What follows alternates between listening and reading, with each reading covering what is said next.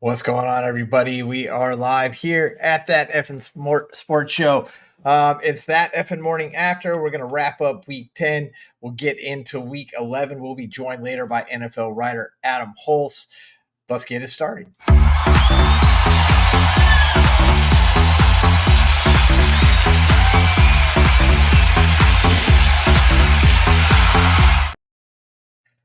Good morning, everybody. It is Tuesday. That means it's time to wrap up your fantasy week. Week 10 in the books. We've got all kinds of stats. We're going to run through the games. We're going to run through your fantasy players. And as always, we are joined by the best in the business, NFL writer Adam Hulse. Adam Hulse joined us. Adam, what a week. We had a ton of close games. We'll get into that in a second. Fantasy was all over the place for me. Your Cowboys absolutely got it done. I mean, I don't know. Add what you like, and good morning, sir. Well, I think the most reliable thing in fantasy sports these days is just play all your Texans, right? Just count on the Texans every week because they're at the top of the charts in every position. It feels like every week now. And CJ Stroud, your Buckeye, very well might be the MVP this year. I mean, he's already got Rookie of the Year in the bag. You know, that race is over. He could not play another game this year, and he'll still win the Offensive Rookie of the Year award. MVP, he really might get it. The only other rookie to ever win the MVP award was Jim Brown back in the 50s. I think probably Mahomes has it until he decides to lose it, but I do think you're not crazy for bringing his name up in the conversation right now. He's just playing lights out. He's doing If he gets everything. that team to the playoffs, I think he deserves it with the numbers he's putting up, with the lack of talent on that roster compared to the other top teams, with the number of competitive teams in the AFC. If he gets the Texans into the playoffs and keeps playing the way he's playing, he has a very good case for it. Yeah, you remember at the beginning of the season, we were like, Texans receivers, they're not going to be great. Don't touch them. They're the main, they're all taken right now. Noah Brown showed out. Tank Dell, we'll talk about him in a second, but wide receiver 1 last week. We know what Nico Collins has been doing, of course, out this week. I mean, the Texans are doing it, and all the teams in Texas are doing it. Dallas just showed out, and it was against the Giants, but and we'll talk about this more during the game, but what you were worried about, you're never worried about if Dallas was going to win this game. You were worried about how they were going to win it. And they won it exactly how they needed to win this game to get back in the conversation of the big game at the end of the year. Absolutely. And I think that's what I said last week about the Cowboys, that they don't just have to win. They have to win big. They have to dominate. Dak has to look great in this game in particular. And all of those things happens. They took care of business. And they have kind of an easier stretch over these next 2 games as well. They play the Panthers and the Commanders in their next 2. Those are both games that are supposed to be wins as well. So the Cowboys are still in a good spot right now. Yeah, it's really good. Cowboys did good. Houston did good. My Steelers, told you, that sketty, baby. That schedule is set up for them to win, and they got They're it grinders. They are grinders. All 3 of those teams good. Some other teams did pretty good as well. But let's talk about what's really important. Let's talk about how we did.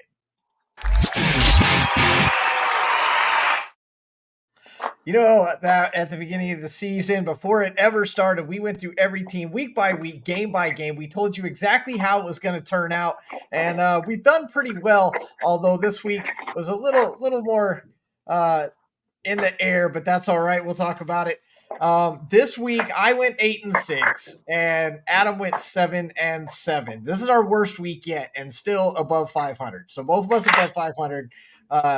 Every single week so far. We've usually dominated, but there are a couple surprises. We'll talk about that. I am 94-56 on the season. Adam is 97-52. I have a 63% win rate, but the NFL writer that he is, Adam, has a 65% win rate.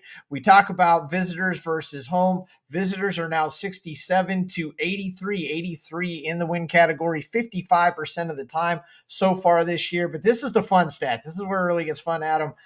10 games. There are 14 games played this week. 10 games were within 4 points. 7 games were actually within 3 points after last night. And home teams, it didn't really matter. If your home home teams went 6-4 in those 4-point games. They went 4-3 in those 3-point games.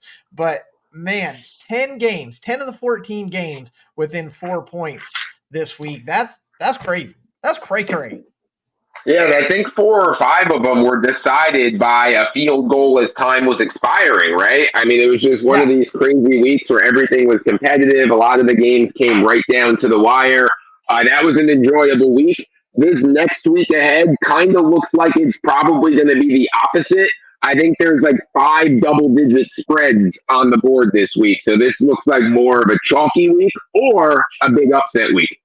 Yeah, a lot of money was lost this week in the final seconds out in Oh, yeah. Vegas. That is for sure. So that's the record watch for this week. Again, we're still above 500 every week. We're still above 500 on the season. Honestly, as far as like this goes, and I'll put our records against anybody's, especially since we predicted it every single game at the beginning of the season. To have an over 60% win rate right now is pretty phenomenal. It just is.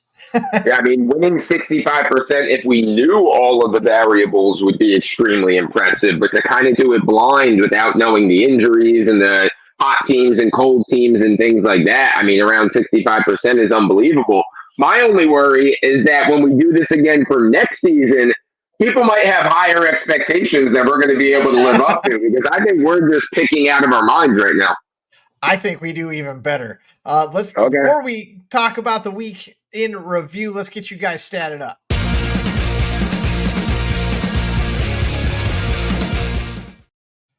All right, guys.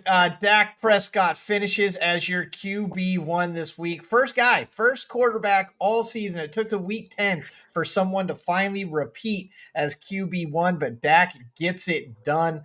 Well done, Dak. He killed it. You can't take anything away from the guy. He absolutely dominated this week. Gets 5 touchdowns, and we'll talk more about this in the specific game. 5 touchdown performance, 4 passing, 1 running. Absolutely ridiculous. When we talk about the stats in the QB room, look, only QB1, only 2 times has the QB1 actually shown up on the following week's list. All right, so that means all the other weeks, whoever finished as QB1 didn't even make the top 10 list the week after. So Dak Prescott number 1 this week. Will he make the top 10 list next week? Stats say no. We'll find out. 7 QBs over 300 yards this week. Dak was the only one that got over 400. 7 QBs had run touchdowns. 4 QBs had 3 or more touchdowns. We know Dak had 5. 6 quarterbacks this week had 2 interceptions.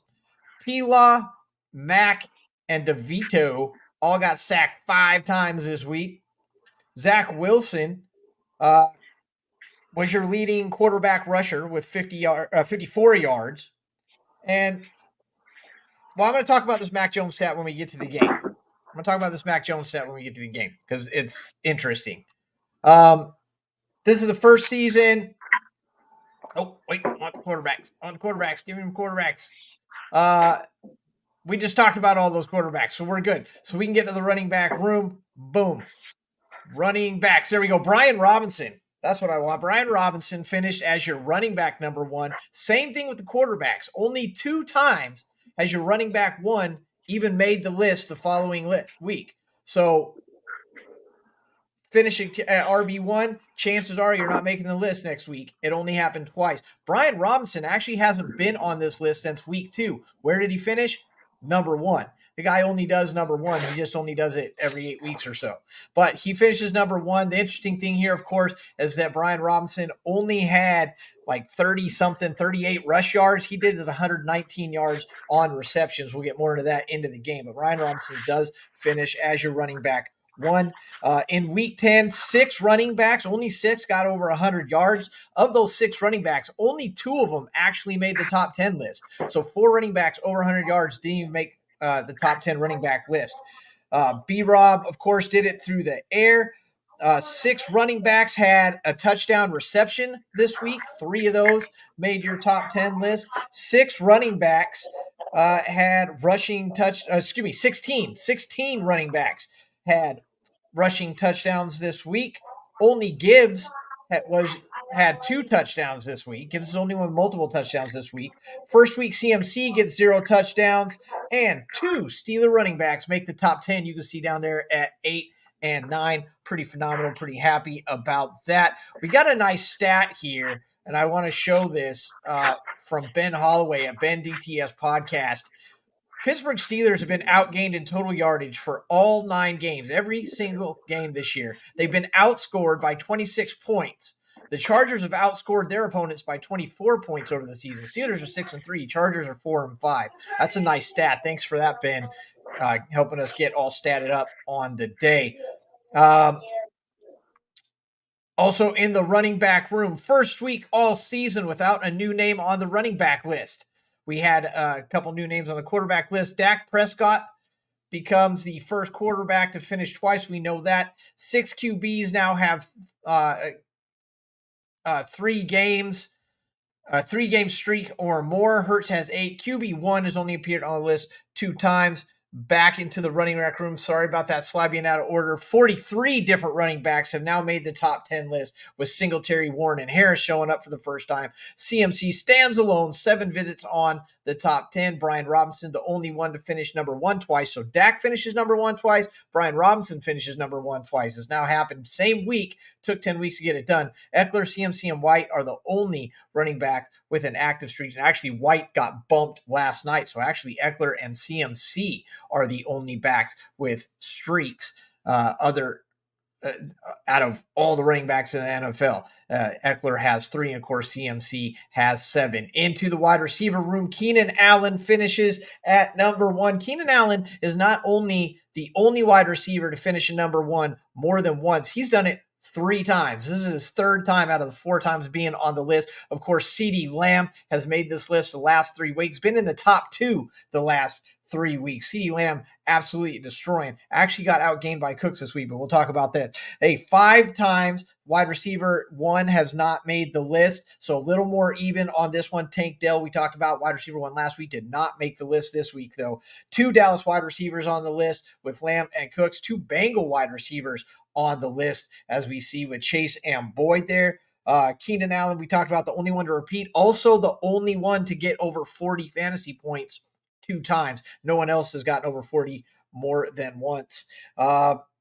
24 wide receivers had a receiving touchdown this year. Lamb and Debo are the only 2 receivers that had a rush touchdown.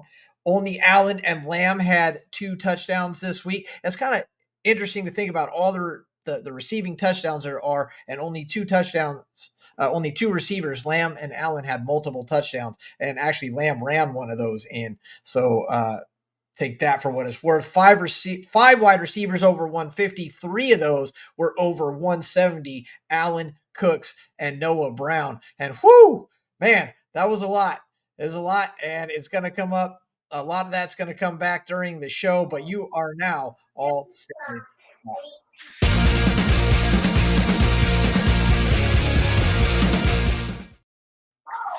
Woo, man, that's a lot of stats, Adam. But there they are. What do you think about all that? That's a lot to digest there. I understand. Yeah, I mean, it's a theme we've talked about several times, with like the lack of like repeating. Like it's been difficult for players to repeat as number 1 unless your name's Keenan Allen, apparently. Yeah. Or even getting consistently in the top 10 week over week. Like especially with like the running backs and wide receivers that we're seeing, the top 10 looks completely different each week, and I think that's just a testament to teams are not focusing that much on singular players anymore. They're more shifting towards the scheme, right? Like how can the offensive scheme beat the defensive scheme?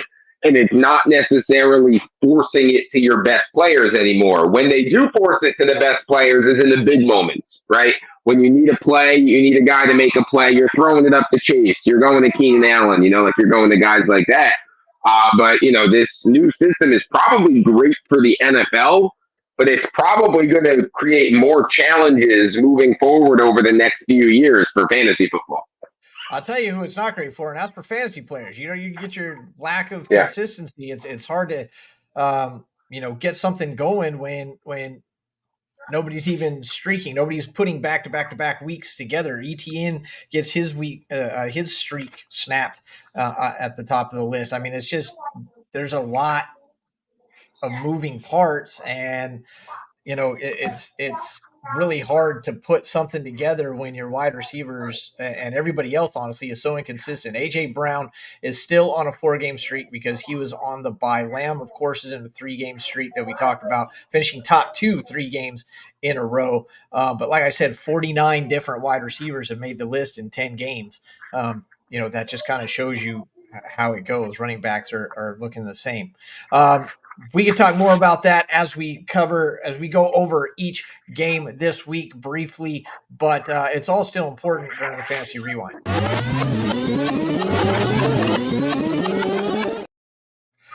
We're going to go back and look at week 10 game by game. We're not going to take all day because we know that you guys know, but there is important things that need to be gone over. So starting on Thursday night, Carolina and Chicago in a game that no one probably watched, and for good reason, because no QB threw for over 200 yards, no running back rushed for over 100 yards, no wide receiver got over 60 yards. Both teams sit firmly in last place. The Chicago win actually helps them with the number 1 overall pick, because we know that they get Carolina's pick. So by keeping Carolina in the basement, they actually increase their chances of getting the number 1 pick. And then, of course, they're sitting in the basement themselves. So that 1-2, 1-3 pick scenario is looking fantastic after this ugly win.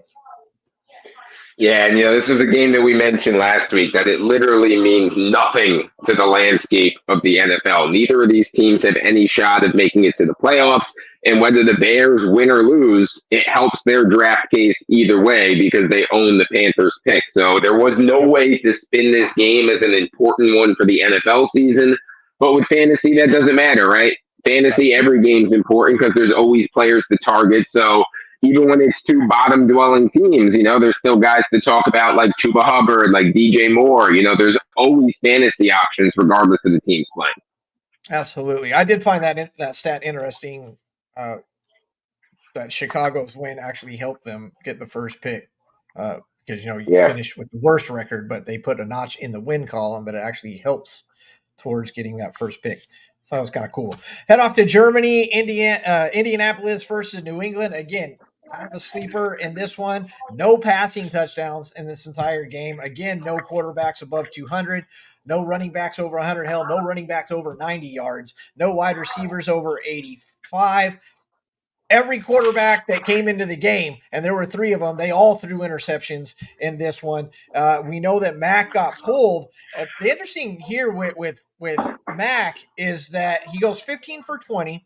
All right. He actually finished number 3 in percentage. He has 75% percentage rate, was number 3 in the NFL, number 2 for starters, because Cooper Rush was one of the guys ahead of him. Russell Wilson, we'll talk about him with an over 80%.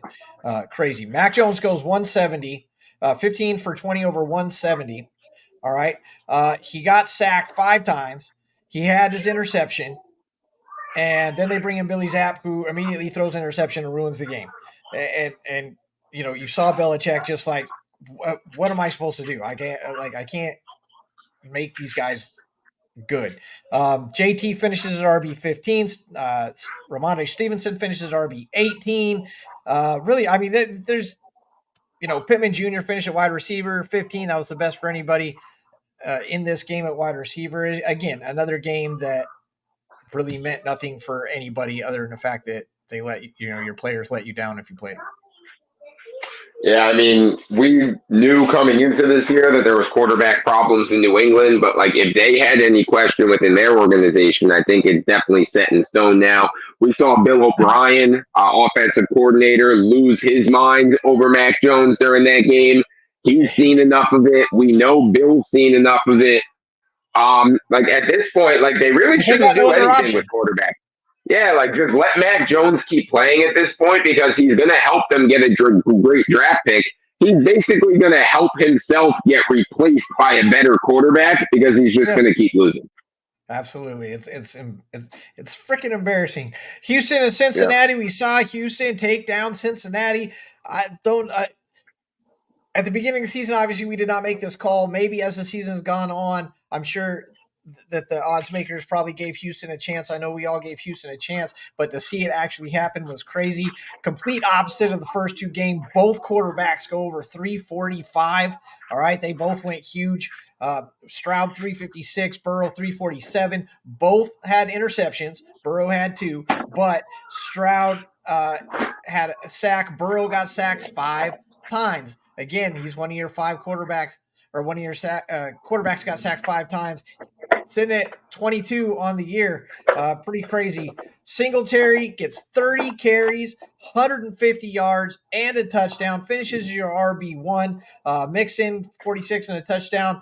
Like we talked about, Noah Brown getting just it's just whoever comes in. It reminds you of the Patriots back, and whoever comes in is just going to get made to look good. 7 for 172 for wide receiver number 6. Chase goes 5 for 124 for wide receiver number 7. Gets that touchdown. Game-winning field goal as time expires. Burrow QB7, Stroud QB9. We talked about Singletary. Actually finishes RB3. Sorry about that. Noah Brown went at 6. Dell actually gets bumped to wide receiver 13, but it wasn't for lack of chances. He had 14 targets. He only caught 6 of them. So, I take that for what it's worth as well. And we talked about 2 Bengal wide receivers in the top 10 in Chase at 7, Boyd at number 10. This was just a fantasy bonanza. If you have people in this one, you made money. And it was everything that we hoped for in this game. Once the season started, we never saw this at the beginning, before the season started. Yeah, I mean, everybody showed up for fantasy, this was one of those games where, we both believed you got to play kind of everybody in this game. And usually in that situation, there's one or two who really let you down. I don't think anybody really let you down in this game. They all showed up and performed pretty well. But this game itself, what an awesome game this was. Back and forth, momentum swings left and right. I'm going to say it, 2 elite quarterbacks dueling it out back and forth. And look, let's be honest here. Stroud out-burrowed Burrow. He really did. He really did. That's the kind of game that Burrow wins every time, right? When he gets in those duels like that, he pretty much always wins when it's against even Patrick Mahomes, Josh Allen, Justin Herbert. When they get in those shootouts, back and forth swing kind of games, it's been Burrow's trademark, and it's been why the Bengals have been staples deep in playoff runs over the last couple years, because they win those games. Well, Stroud's here, man. He's here. Well, and the thing is, Stroud gets sacked 1 time, Burrow gets sacked 5 times. Stroud has 1 interception, Burrow has 2 interceptions. And that's going to be the difference, honestly, when it comes down to it. The defense showed up. Obviously nobody played anybody in Houston, Dameon Pierce. So you're fine there. You were smart enough to play Singletary if you played him. But even, people said, don't play Singletary. Don't play him this week. He's not playing Cincinnati defense. And he ends up as RB3 again, 150 yards and a touchdown. I hope you played him. I'd love to see the roster if you did, just so you can brag about it a little bit. Because, man, wow. Speaking of wow, New Orleans and Minnesota, Dobbs shows up again, gets the win, and it's not the numbers. The numbers are not 268 and a touchdown. He did have an 88.2 QBR, which is pretty fantastic. It's the fact that this is his second game there. He rushes one in. It was a fantastic play. He looked beautiful rushing it in, jumps in the air to do it. Dobbs just looks fantastic. It's not about the numbers. It's about the skill set. It's about the way he looks. Winston and Carr combined for only 215. Winston goes 122, 2 touchdowns, but has the 2 picks. He was trying, but at the end of the game, those 2 picks, he just threw them up, and it was easy. Both quarterbacks there finished sub 35 QBR. No running back over 50 yards in this one. No wide receiver over 100. Olave came close with 94. Hawkinson destroyed 11 for 134 and a touchdown. Tight end 1, obviously playing hurt. He got so banged up. I saw Hawkinson's just a player. He's a warrior. He is a soldier. Kamara does finish at RB9, however. It didn't take a lot to make the list this week. We'll talk about that later. Madison at RB 41. Olave wide receiver 9. No one else gets closer than a wide receiver 30. And again, the numbers don't do justice. Dobbs is here to play, and he is getting it done. Minnesota real lucky at the quarterback position. Yeah, and I mean, like you mentioned Hawkinson, like he's been unbelievable this year. He's been the best tight end to own this year. He had another huge game here. He seems to do it every week. He's having a Kelsey-like season as a tight end Yeah. this year. He's been unreal. And when it comes to Dobbs, like he's kind of in this funny situation now where like he keeps doing this every week, and then we keep like being surprised, like, wow, look at Josh Dobbs. Like I feel like as a whole, like the NFL world, we haven't accepted that maybe this is just who Josh Dobbs is. He's a baller. He's a gamer. He's going to put up big numbers. Yet every week he's the storyline of like, wow, look at Josh Dobbs. Look at this performance he's doing. Like he's supposed to be like some feel-good story or something. But like I think he's past that. Like he's done enough now, I think, that he could be a mid-level starting quarterback. Josh Dobbs is not surprised. Josh Dobbs is not surprised at this at all. He's the only one. I want to see if I can get this picture that I saw today. Let me share this pic that I saw. Where is it? There it is. Share that for you. There you go. I mean, hey, I'm just good. I'm just good. There it is. It's a nice. I mean, I don't know if we need to compare Dobbs to Michael Jordan already, but give credit where credit's due. Another thing too with Dobbs, he has one of the great nicknames in the NFL now. Also, whoever came up with calling Dobbs the Pastronaut, that is fantastic. Pastronaut. I hadn't heard that, and it's fantastic. It's definitely one of the better nicknames in there for sure. I love it. Green Bay and Pittsburgh again. Pittsburgh Sketty setting them up, and they get it done. Not a horrible day. 289, 2 touchdowns. He just had those 2 picks. Pickett completes 14 passes all day. That's it. 126 yards all day. That's it. It was enough. Pittsburgh walks off with the win. No one else really did anything amazing except for your Pittsburgh running back room, which is mind-blowing. Both running backs make the top 10. 101 and a tutty for Warren, 82 and a tutty for Harris. That's really about it. Defense saved the day. They showed up in the second half. They really showed up in the fourth quarter and got it done where they needed to get it done. Love actually finished at QB 12, way ahead of Pickens. And let's give a little credit to TJ Watt. He passes his brother, I believe, for number 2 on the sack list, half a sack ahead of his brother. It was kind of funny. I was watching Red Zone. They had originally given TJ half a sack, which would have tied him with JJ, and then they went in and switched it, like right there on the screen. They're like, you know what, let's give him the sack. So it put him a half a sack ahead. Not an amazing game to watch, but Pittsburgh still gets it done, like I said. Look, Steelers being the Steelers, grinding out another victory as they've done all year, as they've done for many years. And look, like this is who Pickett is now. He's not a great quarterback, okay? And it usually plays very underwhelming for 3/4 of every game, but he shows up in the fourth quarter. He elevates his play as it gets late in the game, and when he needs to make that big throw or put together that big drive to go win a game, he gets it done. And that's something that you can't teach. You can teach him how to be a better quarterback in the first 3, but you can't teach clutch. You either have that or you don't have that, and Kenny Pickett has it. And right now it's enough with the schedule that they got. Tampa Bay over Tennessee. Mayfield goes 278-2, ends up as QB 10. Look at White. I mean, White is finally showing up. He's stunk all year long. Finishes at running back 11, just gets bumped. 51 rush yards, but 47 receiving yards for that touchdown. And that's really the difference, is that Tampa, he's finally doing what he was supposed to do, and that's emerge as a pass catching back, and he's being effective at it. And that's what took a while to finally get going, but now that it's working, we see the success that's coming from it. Evans, 143 and a touchdown, finishes your wide receiver 5. So you got 3 players, one at each position, finishing in the top 11. Nothing from Tampa. Levis goes 199. Henry only with 24 rush yards. Each team got 3 sacks, and it was really kind of who could beat the other one's defense. Tampa Bay got it done. Yeah, I mean, Rashad White quietly over these last few weeks, and I mean, you nailed it. It's as a receiver. And that's what people this offseason who liked Rashad White going into fantasy draft season was because of the receiving upside was one of the big things. And the fact that he doesn't have a true backup behind him that's going to like challenge his workload, right? Like those are the two things to like about White.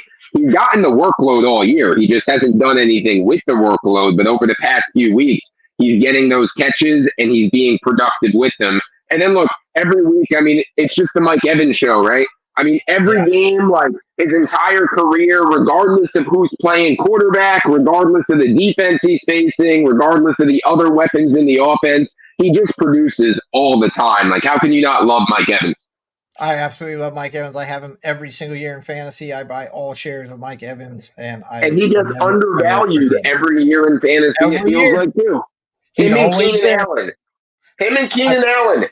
They always get undervalued, and then they yep. always end up being a top 5 or 10 wide receiver at the end of the season. And then the next year, everyone's like, "Oh, well, they're gonna regress now, and this and that, and the other thing." And it's like, yeah, but you've been saying that for 5 years, right? All shares of Mike Evans. I get him every year. I've never drafted him above round 3. I probably have never drafted him around 4. I know I've never drafted him around above round 3. Never regret that decision. San Francisco beats Jacksonville, beats them handily. You talk about your boy Lawrence. He did not look good at Ugh. all. ETN snaps his 4-game streak of being in the top 10. T-Law only goes for 185, 2 interceptions, no touchdowns. It was just bad on the Jacksonville side. Kirk does get one over 100. He gets 6 for 104, but he did lose a fumble. It's Jacksonville just looked horrible. San Francisco asserted their dominance, and we'll see what happens later on when they meet again in the playoffs. Brock Purdy back to form, 296. 3 touchdowns, QB6 on the day, no interceptions. We talked about CMC, huge factor as he's been every game. First game without a touchdown this year, finishes as RB6, still gets 95 yards. No wide receiver in this game got over 55, but Kittle got 116 and a touchdown. Look, 5 sacks for San Francisco. Uh, it was just a bad day for Jacksonville. It was an awesome day for San Francisco. It was in Jacksonville, and so that was like the big takeaway there is that San Francisco did this. And just on a side note, Zay Jones arrested for domestic violence. Hasn't really been a factor this year. Not sure how long he'll even be with the team, depending on these charges, but that came down as well. Not good news at all this weekend for Jacksonville. Yeah, I mean, it's not necessarily surprising that the Jags lost this game. I mean, the Jags entered it on a 5-game winning streak. The 49ers entered it on a 3-game losing streak. You kind of figure those streaks had to end at some point. And we kind of mentioned it with the Niners that their bye came at the perfect time, exactly when they needed it. 3 game Absolutely. skid. Purdy's been throwing interceptions. The teams look kind of lost, and they weren't healthy, right? Debo's been banged up. Trent Williams has Oh yeah, been Debo out. looked great. McCaffrey's playing through a rib issue. They had some injuries. That extra week to rest up, to reset after the 3-game losing skid. They didn't just solve it. They came out and made a statement to remind everybody that they're still at the top. And this is and that's really the thing. It's not even as much that Jacksonville's offense was horrible against the San Francisco. It's that San Francisco just beat up on Jacksonville's defense. I mean, they just had their way with them. Debo ran one in. Purdy threw for 3. I mean, they just had their way, and that to me is as big a problem as the offensive problem. The fact that San Francisco is going to run through your deep, because when we get to playoff time, that's when defenses have to step up. They're going to have to fix that before they meet again. Cleveland beats Baltimore in a last-second field goal as well. Barn burner down to the wire. Baltimore not nearly as effective as they were last time. Lamar, just really doesn't great. Lamar actually had more pass yards than Watson. Cleveland comes out with it. Ford 107, Mitchell 34-1. So Mitchell gets his touchdown, but Baltimore on the stat sheet outperformed Cleveland, but Cleveland walks away with the win. Cooper only had 98. I said don't play Flowers, and he catches 5 for 73, wide receiver 28. Lamar is under 15 points the last 3 weeks after having a nice run on the list. 2 touchdowns over his last 3 games. That's it. Only 2. 2 interceptions this week. He had 4 in week 7. He had 4 against Cleveland last time. They just couldn't get it done. Cleveland's defense stepped up. It wasn't pretty as the AFC North ever is, and Cleveland goes into Baltimore and gets the win. A much needed win helped everybody else out except Baltimore, and of course Cincinnati because they lost. Yeah, and I mean, the Ravens didn't just outperform the Browns, they completely dominated them for almost that entire game. Like, if you're a Ravens player or coach, like, you're sitting at home after that game, like, how the hell did we lose that one?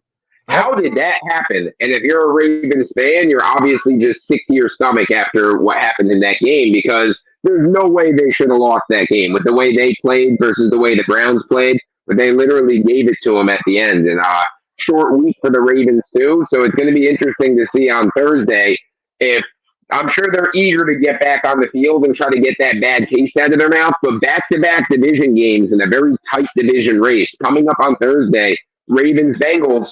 Ravens got to win that one if they want to keep their control of this division. If the Bengals beat the Ravens on Thursday, this division gets very, very interesting. Extremely interesting, and I think Cincinnati's going to get it done. Arizona comes out for the win. I mean, they just did. Murray was ready. He was rusty. His numbers, weren't amazing. 249, no touchdowns, but he did have the rushing touchdown with the 33 rush yards. Ritter and Heineke combined for 94 pass yards. They combined for 94 pass yards. No quarterbacks over 100. Two quarterbacks together couldn't get over 100 yards passing. I mean, that's how bad the Falcons played. Bijan finally shows up for you, gets 95 and a tutty, RB12. Connor had 73. Drake London had 3 catches, but one of them was like, highlight reel. It was an amazing catch. But they just couldn't get anything done. They could not get anything done. The Falcons could get nothing going. McBride goes for 131. Kyler Murray hitting that tight end as his outlet and, saves the day. Again, Murray gets the win. That's all anybody's going to hear out of this entire game. People are going to miss out the fact the Falcons couldn't even get 100 or 100 pass yards because Murray came back and he won. That's all anybody really cares about.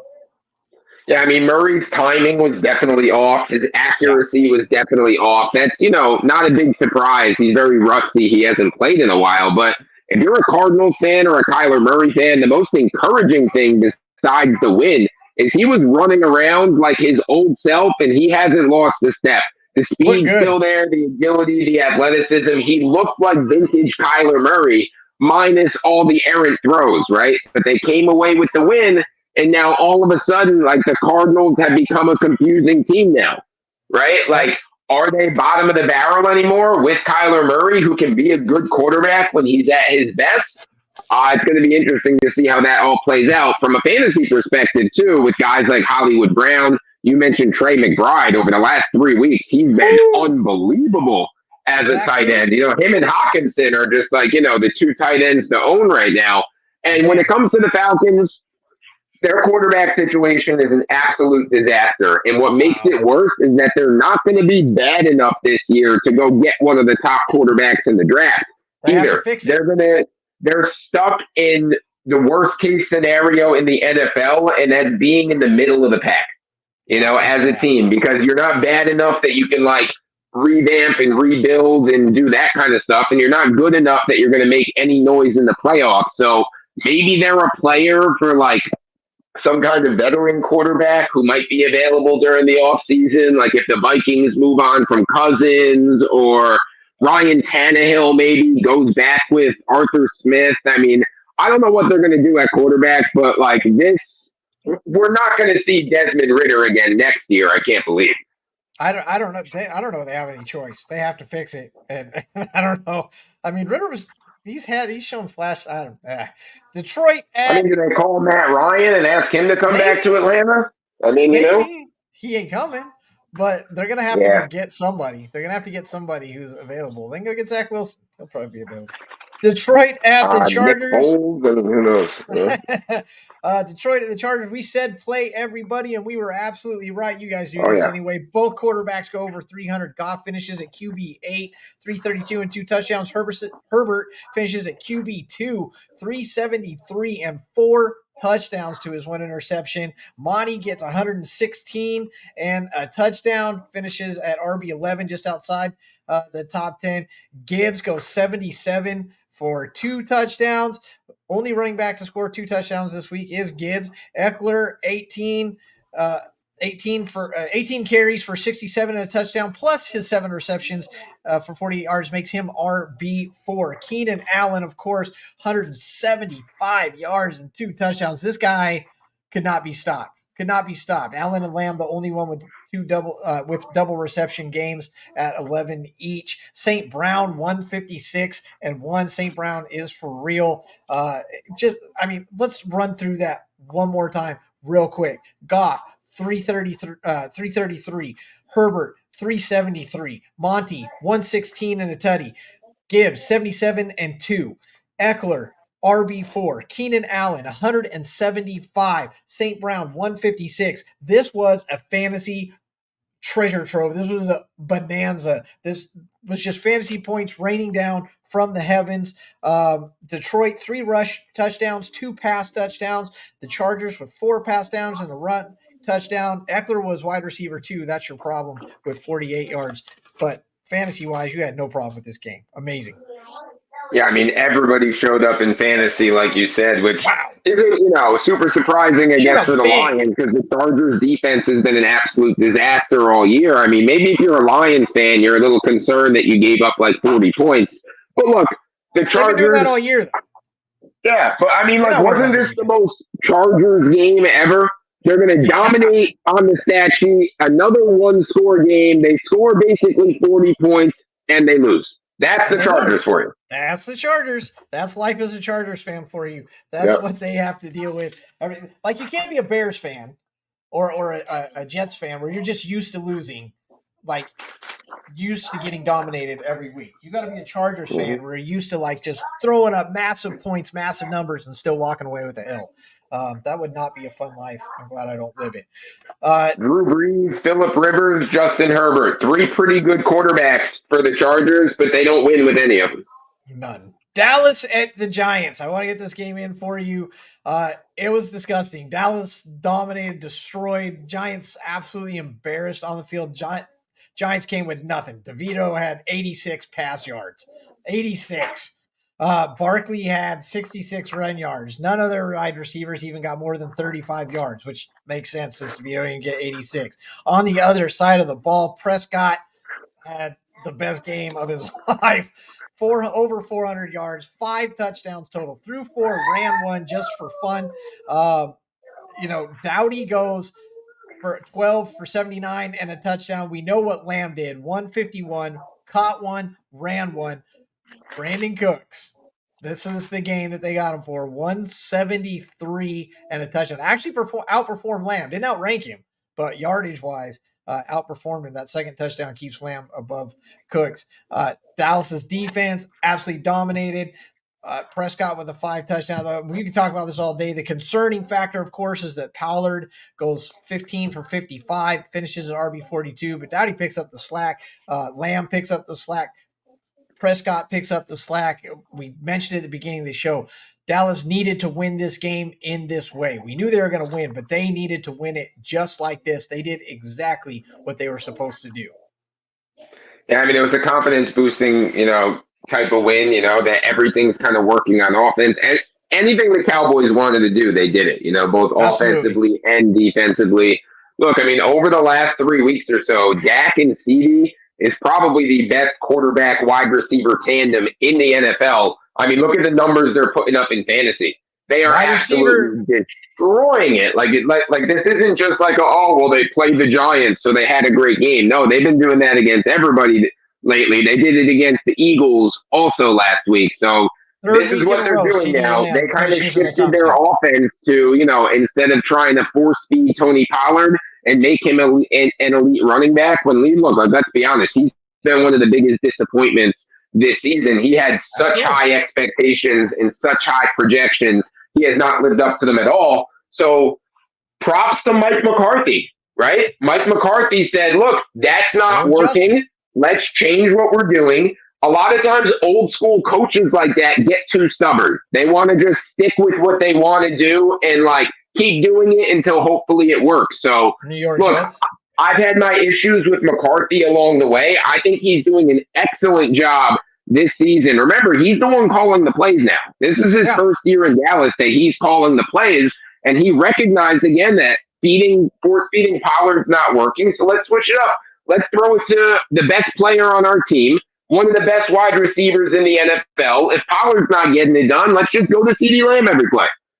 And you said it. I mean, every Dallas fan. Oh, great! McCarthy's calling the plays. Jeez, Yep. things weren't bad enough. It's worked out. Dallas fans having to eat a little crow on that one because he's getting it For done. sure. He's making the Myself necessary included. adjustments. Yep. Yeah, it's working. Washington, Seattle. Seattle ekes out the win, but Geno bounces back. That's really the takeaway for Seattle in this one. Geno 369 and 2 touchdowns. Oh, it was nasty.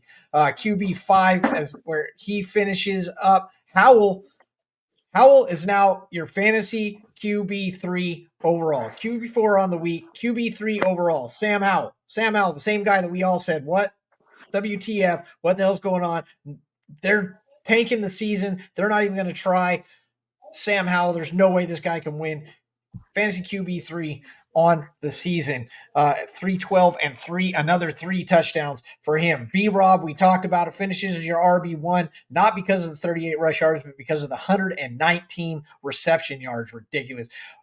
119 reception yards. And he had like almost a 20-yard per catch rate. I think it was like on 5 catches. It was ridiculous. 3 others with 40, only one good receiver. Metcalf gets 98, though. Lockett gets 92. It was great for the Seattle side. It was a great game for Howell, fantasy-wise. And they really competed. They played. They played with Seattle. They played with Seattle's defense. Washington's defense did everything they could. Walker and Charbonnet only combined for 107, but they didn't need it. And walk-off field goal, Seattle wins, and we get to say Geno's back, Seattle's back. They're back in the conversation. It wasn't pretty. They needed the win. They got it done.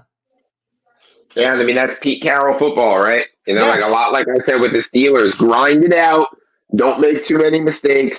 Give yourself a chance in the end, and I'm going to trust my guys more than I trust your guys. That's been the Pete Carroll way kind of forever. It's a formula that works for him. It worked again this week. And look, I mean, you said it with Sam Howell. I was on record on this show saying before the year started when we talked about the Commanders that I believe that they are tanking. I said by them naming Sam Howell their starting quarterback, this is a subtle tank. New owners coming in. The Ron Rivera is probably getting fired at the end of this year. All the changes in Washington, they're trying to tank and go get one of those top quarterbacks.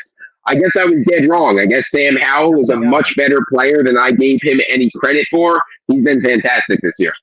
That's why we talk about the football and they do the football. We talk about the things that they do. The Jets in Las Vegas, I'm not going to spend a lot of time here. Las Vegas ekes one out against the Jets. The defense did absolutely everything they could. The Jets offense, as usual, did everything they could to lose. Look, Garrett Wilson showed up 9 for 93, did what he could. Hall did not. Again, finishes with 28 yards. Wilson is actually their leading rusher at 54 because he's running for his life back there.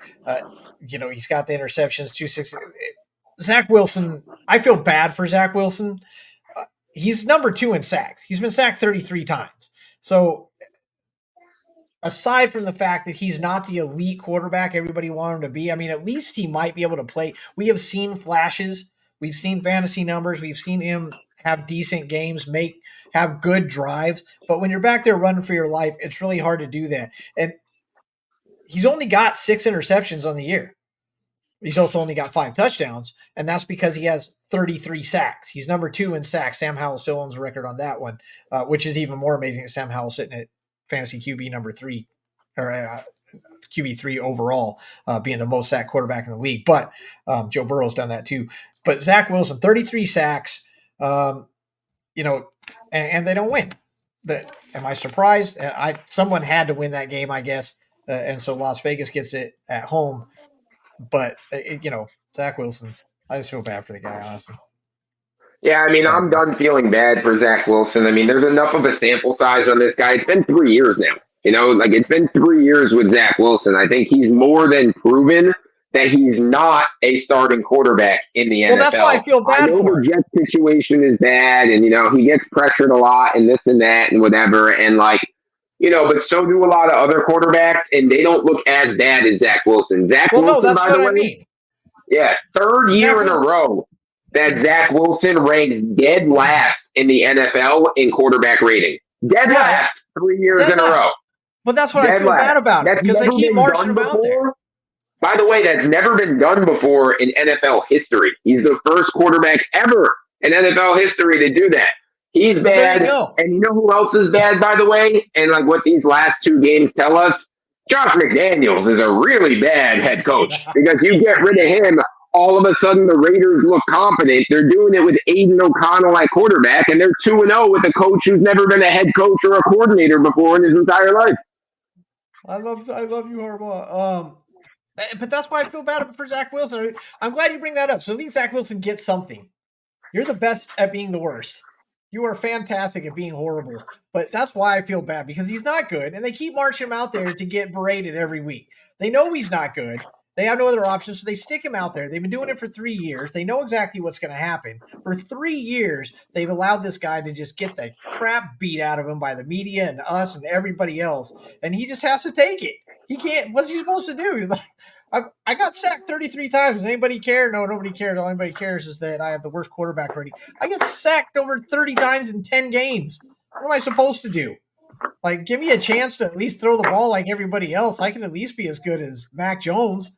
Shit. Right. But some of those are his fault too. He holds the Damn. ball way too long. He second guesses himself all the time. When you watch the guy play, he looks left, he looks right, he looks left, he starts scrambling around. You can't do that, especially when you're not Aaron Rodgers or Patrick Mahomes. When you're a mediocre to bad quarterback, it is important to get the ball out as quick as possible. The longer you have it, the more likely you are to make mistakes, take sacks, throw interceptions. Zach's just not doing himself any favors either, in my opinion. Well, but we knew that, and he knew that. Yeah. He doesn't want to be out there. I don't care what anybody says. That kid does not want to be out there. Getting the crap beat out of him, making bad decisions, showcasing just how bad he is for the last 3 years. Nobody wants to do that. I know I'm bad. Don't put me back out there. Please, bench me. Please. I suck. I gotta sit there. Even you guys tell me how bad I am, and yet you still march me out there every week.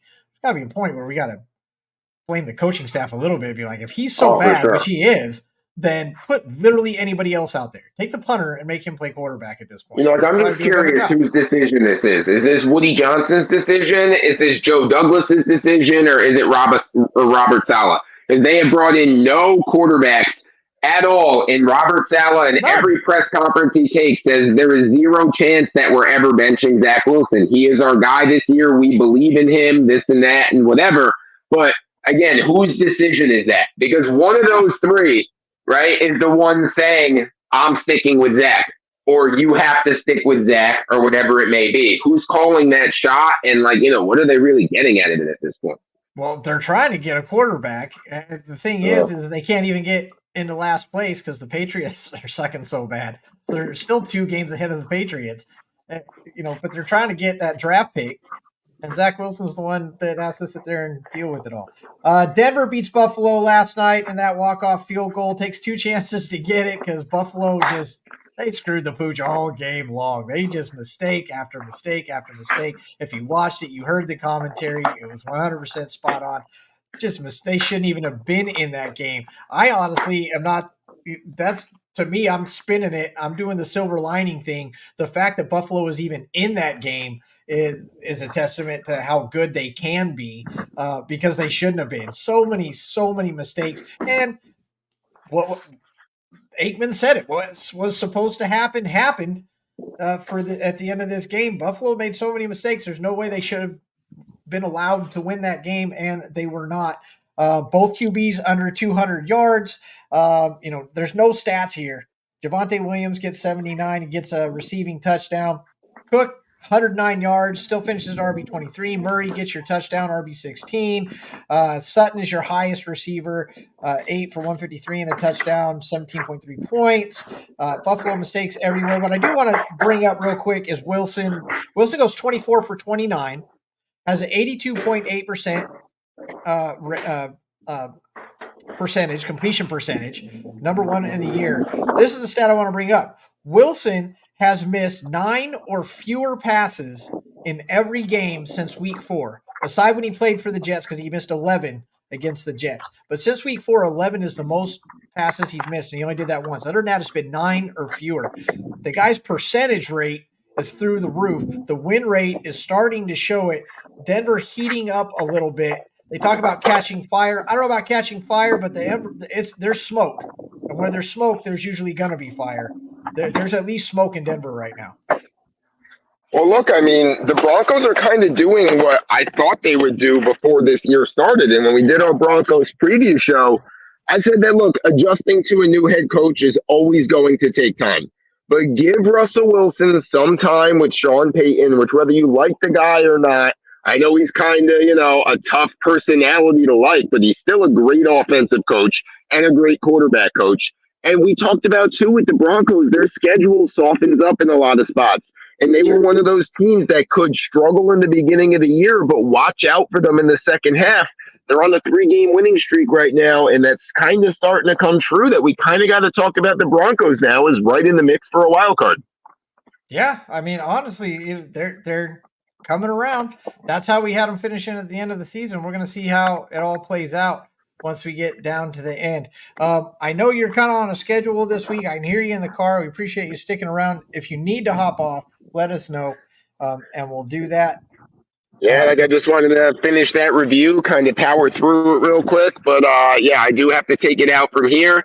You can solo it the rest of the way, but I will be back again next week, regular time, like we will be every week, no matter what. Every week with NFL writer Adam Hulse. Adam, thank you as always for stopping by. We're all better because of it, and hope you have a great day, and we'll see you next week, man. Thanks for having me every week. I love the show. I love doing it, and we'll be back next week. We'll see you next week, Adam. Take care. All right. All right, everybody. And so we continue on through the show without Adam, but that's okay. We're going to get into the week coming up. Let's go.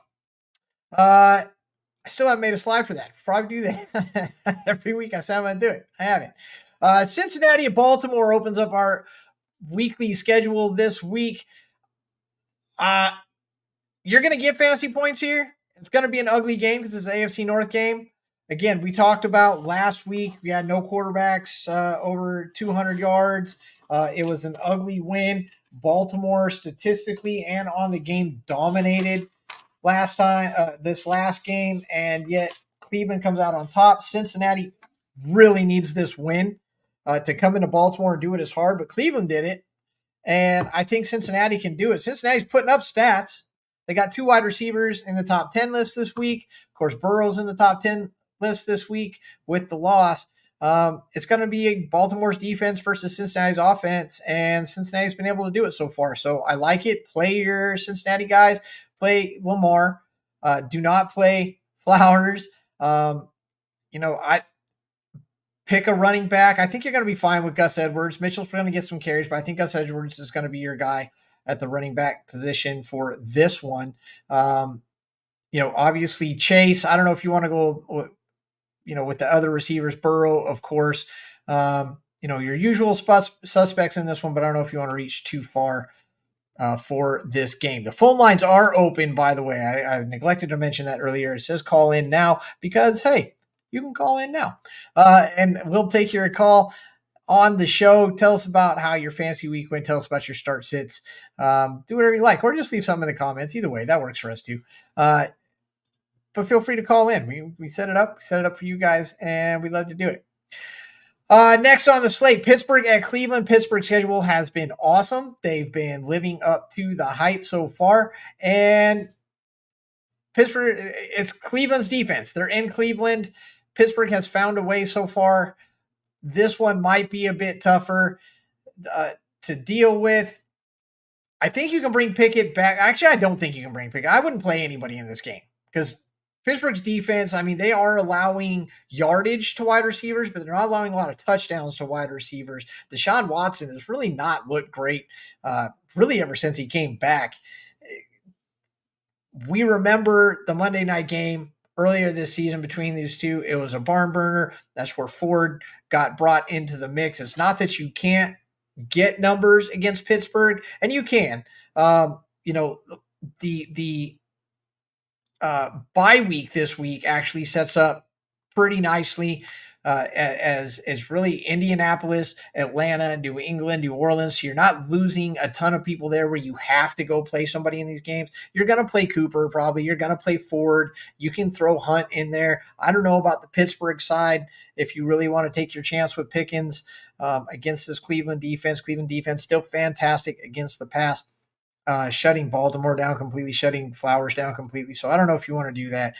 Bye weeks really don't force you into that. I think you can find place somewhere else, especially obviously in your DFS schedule. Chicago at Detroit, love this game from fantasy perspective. I expect St. Brown and Goff and Gibbs to just have fantastic games. Monty's probably going to have a good game on the other side. Chicago Fields should be back, so you should play Fields again, and that helps with DJ Moore. Detroit's lack of defense, DJ Moore, you can bring him in. Laporta, this is one of those games you can play all your players, and you're going to get something. Look here for DFS values as well. Chargers at Green Bay, same story, especially the Chargers. Play Keenan Allen, you were going to anyway. Play Eckler, play Herbert. Awesome. I mean, this is great if you have those Chargers offense that even in losses are putting up huge points. They're going to do it again. Chargers defense, not fantastic. Love finishing just outside that range. And so I expect Love numbers here, Dowd's numbers a little bit. Aaron Jones hopefully will be back, but I wouldn't expect anything huge from him. It's really the Chargers side, but you can probably, eke some numbers out when you have to play your Green Bay guys. You can do that. Las Vegas at Miami. Miami, they are back, and they're going to go ham on this Las Vegas lack of defense. Play them all. Play them all. Play Mustard. Play Tua. Play Hill. Play Waddle. Well, I expect Waddle to get a touchdown in this one for sure. It's going to be Dallas Giants, Miami Vegas. That's what we're saying. I'm making the comparison right now. That's what you're going to get. New York and the Commanders. Sam Howell will be on the top 10 list yet again after this one. Just destroying QB3 overall. Sam Howell destroying numbers, destroying stat machines all over the place, destroying expectations everywhere. It's disgusting what he is doing, and he's going to be back. He will be there. Let me pull this up here for you guys. Sam Howell. Let me get to him right here. Boom. 5 out of the last 6 in the top 10. It's ridiculous. QB4 last week, QB3 overall, and now he has New York. Oh my gosh. Sam Howell, definitely. Brian Robinson, I'm going to say no on. I'm going to say no still on Brian Robinson. I said no on the Dingus picks of the week. Obviously, Brian Robinson finishes RB1, but it's because of the receptions. I lie. I'm not. You're going to play Ryan Robinson. Of course, you're going to play Ryan Robinson after finishing. But remember, only 2 running backs after finishing RB1 have even made the top 10 list. Same with quarterbacks. But only 2 running backs all season have even made the top 10 list. None have repeated until Brian Robinson. But Brian Robinson hadn't made the list since week 2. All right, so week 2 he finishes number 1. Doesn't show up on the list at all until last week. Now Robinson finishes number 1 again. I expect the same drought. That's what I see. I look at the stat sheet, I look at the numbers, and I see that no running back has gone from number 1 to getting back on the list other than twice. That's only happened twice. So Robinson finishes number 1. I don't think he's going to make the list again. That's just how I see it because there's a lot of good games set up, such as Dallas at Carolina. Now, what's interesting here, Dallas goes to Carolina. Carolina wide receivers, fantasy wide receivers are not putting up a lot of points against Carolina. All right, it's just one of these weird anomalies. Carolina doesn't have like this amazing defense, but fantasy wide receivers are not going ham like they should against Carolina. Okay, I don't expect Carolina to do too much, except Bryce Young to add a couple more sacks to his resume, a couple more picks to the resume. They might get in the end zone. I couldn't tell you who's actually going to, get in there because you can score on Dallas defense, but it's far and few between. You usually catch them in something, maybe garbage time, something like that. Dallas should dominate this game. I still expect Dak Prescott, again, same with the running backs, only twice has a running back, or excuse me, only twice has a quarterback finished as QB1 and then even made the list the following week. So statistically, Dak Prescott shouldn't even make the list next week. Now, I don't know if that's going to be the case, but I won't be surprised if that happens because the numbers just aren't there against Carolina's defense for the wide receivers. It's one of those weird things. You're still going to play Dak Prescott. You're still going to play Lamb. You'd be crazy not to. I just don't know if you're going to get another 150-yard week from Lamb. I do expect Lamb to be on the list this week, and I suppose that makes an argument to put Dak back on the list, but I see Dak around 9-10 spot where Lamb coming down to 7-8 maybe. It's just that Carolina pass defense. I don't know what it is. I don't know why it's happening that way, but that's what we have been seeing, and so that's what I will go with.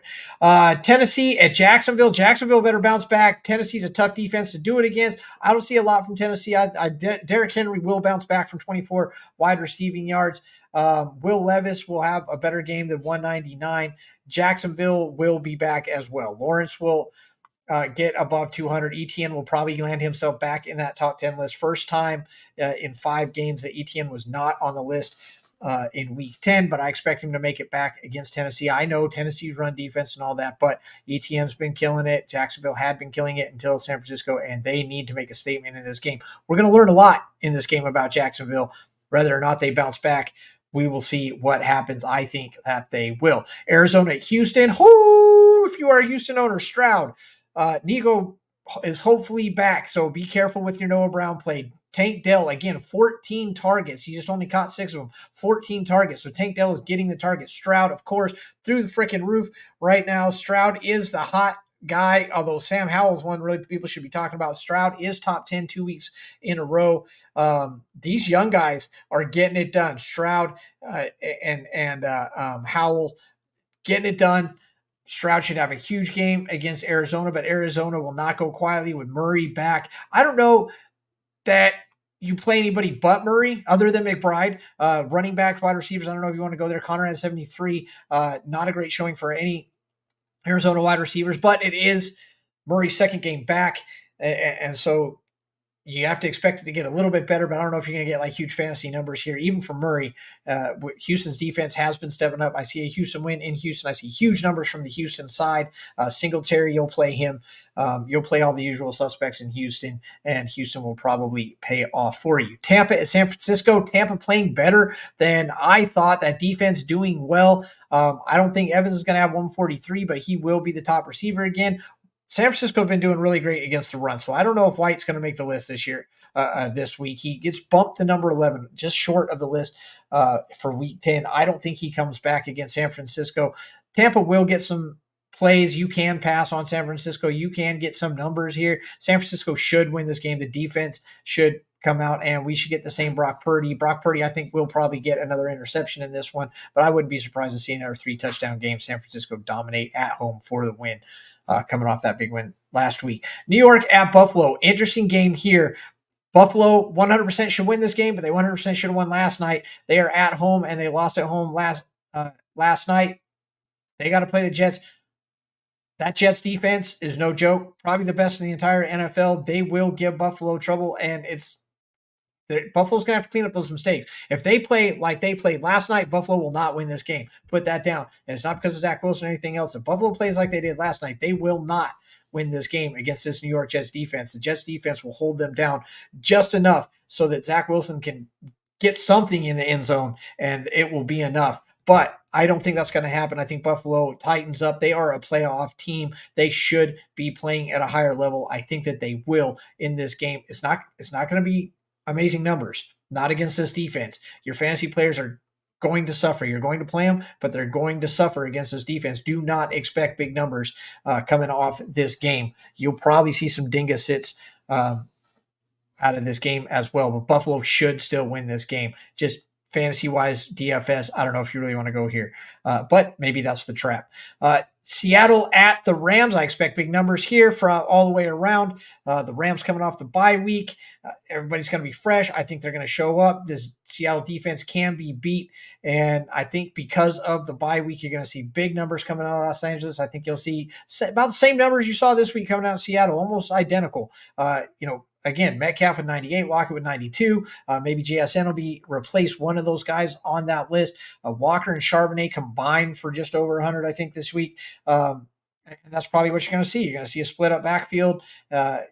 It'll be the Geno show, and he'll probably get, 260, 290, somewhere in there. Los Angeles is going to do the same thing. I think you're going to do well fantasy-wise here. I think you find some DFS values as well. These aren't going to be your top scorers, but I think they will do well. Minnesota at Denver. Denver, again, they're cooking right now, but so is Minnesota. Good night, Josh Dobbs coming into Minnesota. Dobbs might get his first loss here. Denver playing at home. Denver's a hard place to play. And Dobbs, I'm not sure if he's ready for it, but it's not his first time being in Denver. He's going to have to play here. Dobbs really is on a hot streak, but so is Denver. It's going to be a good game. I don't know what is going to happen fantasy-wise. Take your chances if you want to play Dobbs or whatever. Addison, they completely shut down. Buffalo made a lot of mistakes, but their pass game was completely shut down last night. Denver's pass defense stepped up. Surtain knocking, just knocking everybody around, keeping everything out of the air. So I don't know. Think you're going to get big numbers out of Dobbs, and he hasn't been putting up big numbers anyway. So I don't know what the play is there in Minnesota. Denver, same way. Although again, Russell Wilson, under 9 missed passes every week, except the Jets 11 in week 4. I mean, his efficiency is in the 80s every single week, and that might be enough to win, to beat Minnesota. Of course, we got the Super Bowl rematch. Philadelphia, Kansas City, play them all. Philadelphia's defense is going to step up, and you're probably going to get some lower numbers, but I expect Kelce to eat big in this one. I expect A.J. Brown to eat big in this one. Mahomes is going to take some sacks. He may even throw an interception, but he's going to put up some big numbers in a comeback. I see this going a lot like the Super Bowl. I see Philadelphia coming out fast. I see Philadelphia putting up numbers. I see Kansas City having to make the comeback, but I don't see Mahomes injured this time, and so I don't think it's going to be so hard. And I think Kansas City wins at home. Kansas City, a horrible place to play. Philadelphia already, worried about the win from losing last year in the Super Bowl, and DFS-wise, play them. Philadelphia at Kansas City. This is going to be a great game for fantasy. Again, probably not the top game. I really think that's going to be the Las Vegas-Miami game or the Chicago-Detroit game. You'll get some big numbers out of LA versus the Chargers versus Green Bay. But you're going to get your guys will show up. Mahomes will have numbers. Hurts will have numbers. Hurts will be on the list again when we get done. A.J. Brown is going to be there yet again. Keep the streak alive. Kansas City wide receivers will be there again. And it's just, a big committee win for Kansas City. The defense will step up in the end, and Kelce and company. And that's what we're calling it Kelce, because Kelce is the one carrying the team, Kelce and Mahomes. And Mahomes gets all the credit. So I'm giving Kelce and company will come out with the win against Philadelphia. That is week 11 for you. Those are the plays that you want to make. The show keeps trucking along. Adam had to go, and so we finish it out. And so the way I want to finish it is with some more stats. I think if you guys want to call in, by all means, call in. We'd love to have your calls. We'd love to hear you talk. I want to mention Wake Up Fantasy. Wake Up with TSS. Let's get that banner out of the way. Wake Up TSS is live Sunday mornings on the Fantasy Sports Corporation channel. They will get you ready for your fantasy day every morning around 8 a.m. And Fantasy Jesus is there. The Dingus Picks of the Weeks are there. That beautiful hottie right there will not be there, but you can think about it the whole time while you watch TSS Wake Up on the Fantasy Sports Corporation. Go do that every Sunday morning. Let's go ahead and, I see what we're doing. Let's bring that back down. There we go. And we're back. So I want to finish up the show with some stats that, in case you missed them, that you guys want to know, and then some things that are going to help you out with your fantasy day. So let's finish out again, and let's get statted up.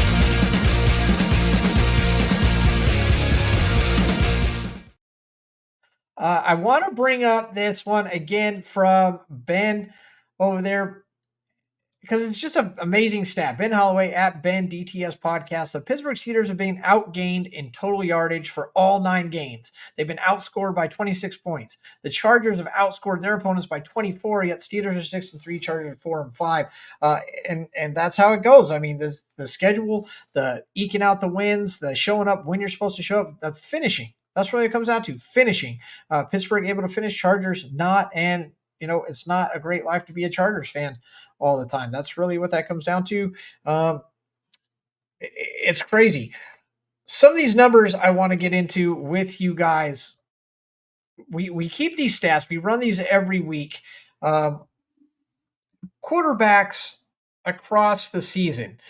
Let's talk about them real quick. So quarterbacks we know you have to have, and the stats absolutely support this. Every week, on average, you have about 15, 16. I think the average is probably closer to 17 that get quarterbacks that get above 15 points. All right. But what's more important are the ones that get above 20. And that's only around 10.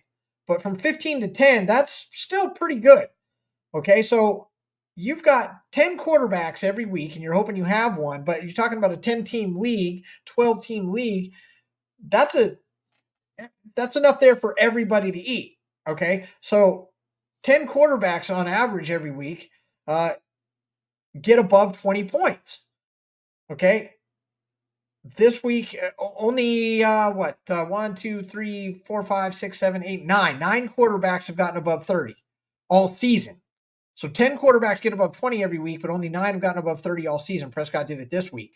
And so when you're looking at that quarterback, yes, it's important, but you can still stream that quarterback position. Okay, again, 10, 12-team league, when you have 10 or more quarterbacks getting above 20 points every week, okay, you can stream that quarterback. You can find one. You can win. This week on the top 10 list, it only took, sorry about that, it only took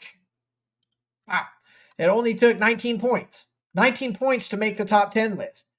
So considering that's 9 of your top 10 quarterbacks this week got above 20 points. So you can find those quarterbacks. Yes, quarterbacks are important, but they all get big numbers. You can do that. Now, running backs is a different story. When you get into running backs, all right, running backs, there's enough there for everybody, but consider you have to play two running backs. So take that in mind. Running backs, you only needed 17 points to make the top 10 list this week. You only need 17. All right. But 14 running backs, only 14 got above 15 points, which seems like a lot. 14 running backs over 15 points. But there's in a 10-team league, there's 20 running backs. In a 12, there's 24.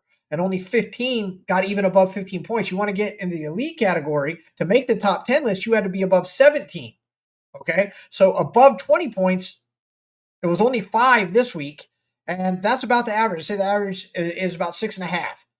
6.5 running backs every week get above 20 points. Only 6.5 get above 20 points. So when you're talking a minimum of 20, more likely 24 or more in the league you're in, to find those elite running backs is extremely important. All right. We got 1, 2, 3, 4, 5, 6, 7, 8 running backs. And really, it's only 6 running backs because people have done it over, have gotten above 30. 6 running backs have gotten above 30 points all season. All right. And nobody's done it since week 7. So to get the above 30 is, the unicorn.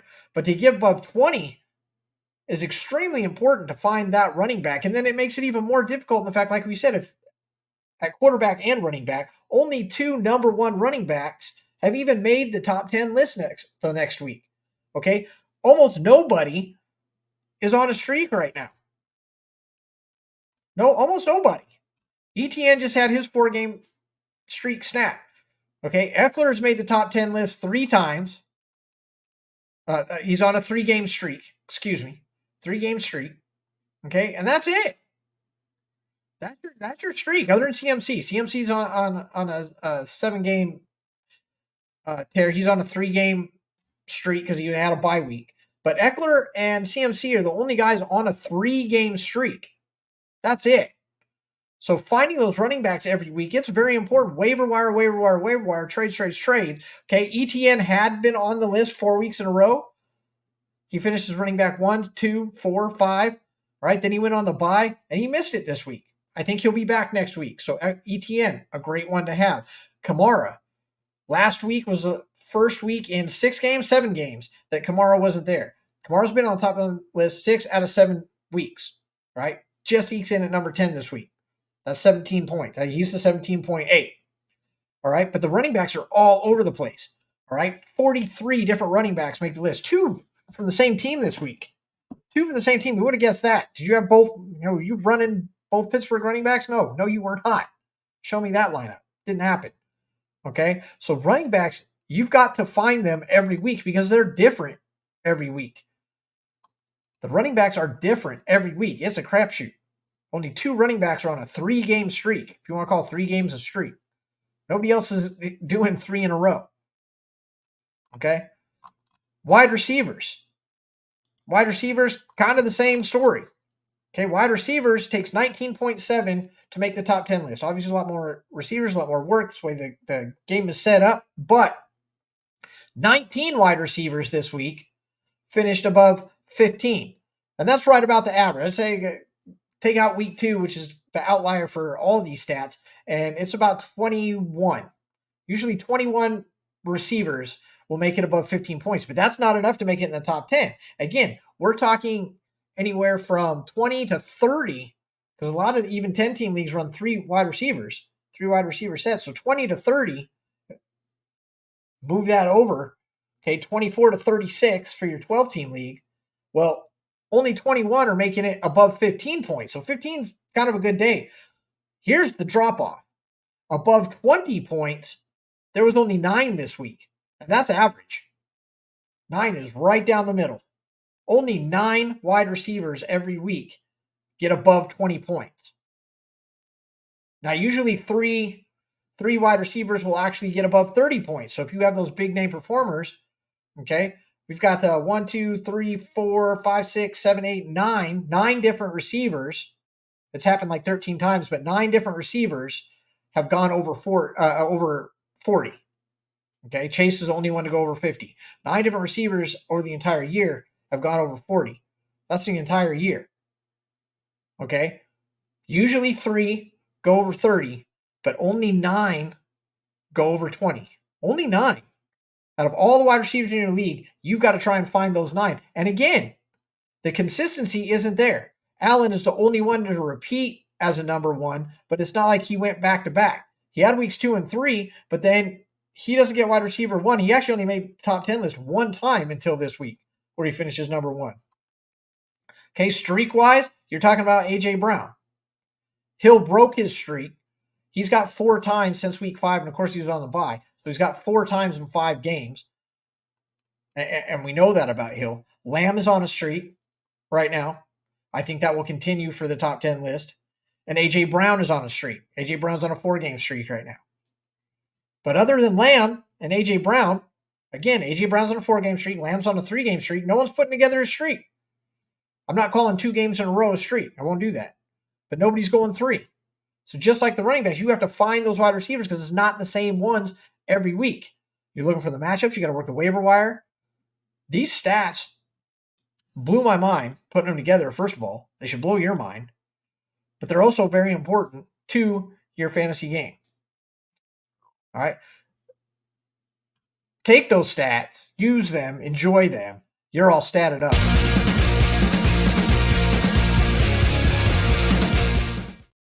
EFIN Morning After Show, keeping you all statted up. We're helping you win your fantasy season. Join us live every Tuesday right here on the Fantasy Sports Corporation channel. You can call in live, as you can see, but myself, Adam Hulse, NFL writer at Sportskeeda, we will be here. We'll help answer your fantasy questions. We'll give you all those stats that you want to know. We'll talk about all the games that you saw and that are coming up. We do that for you every week. Adam Hulse is my co-host at Adam Hulse Sports. Go check him out. Fantastic articles over at Sportskeeda, and he cranks them out. You are going to want to listen to every single one. Read every single one. He's just fantastic, and he will definitely 100% help you win your fantasy season. It's Tuesday, so tonight you want to catch TSS Waiver Wire. They will be there. They are live Tuesday nights, 9 p.m. Eastern on the Fantasy Sports Corporation channel. Who should you play? Who should you not play? Go to TSS Fantasy and find out. Every Tuesday night, 9:30 on the Fantasy Sports Corporation. I think we've hit everybody that's a part of this show. We got just all the information that you want right here. Join us next Tuesday, and we'll make sure that you guys are taken care of. That's what we do here. We take care of you. We help you win your fantasy season. Got to thank Ben Holloway at Band DTS. I'll throw that back up there. Band DTS podcast for that amazing stat as well. Everything else comes from us. Excuse me. Everything else comes from us right here on that EFIN morning after show. I hope it helps. Hope you guys have a great fantasy week. I hope you will come back and join us. Hope you give us a call next time on the show. Adam will be back. We'll get you guys statted up. We'll get the Hulse check done. We'll run through all the games like we always do. Hope you guys take care. Have a great one, and we'll see you guys next week right here on the Fantasy Sports Corporation. It's that EFIN morning after show. See you guys next time. Be safe, everyone.